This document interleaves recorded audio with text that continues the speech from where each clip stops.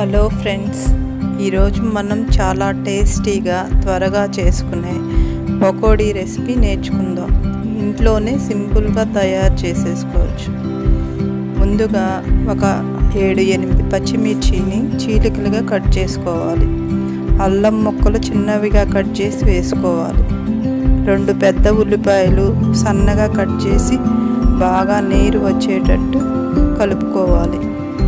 తర్వాత ఉప్పు, కారం, జీలకర్ర, కరివేపాకు తగినంత వేసుకోవాలి.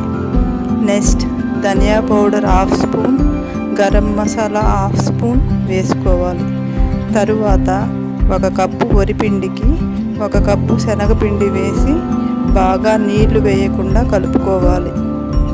అవసరమైతే కొంచెం వాటర్ వేసుకోండి. స్టవ్ ఆన్ చేసి ఆయిల్ మీడియంలో కాగనిచ్చి చిన్నగా వేసి బంగారు రంగు వచ్చే వరకు వేయించుకోండి. మధ్యలో ఒకసారి అటు ఇటు కలిపితే అంతే, వేడి పకోడీ మీ ఇంట్లో రెడీ. పైన ఉల్లిపాయ, పచ్చిమిర్చి వేసి సర్వ్ చేయండి.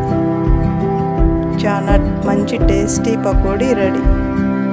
ఇలాంటి రెసిపీలు ఇంకా కావాలంటే మా ఛానల్ లైక్ చేయండి, సబ్స్క్రైబ్ చేయడం మర్చిపోవద్దు. మీ అభిప్రాయం కామెంట్లో చెప్పండి. బాయ్.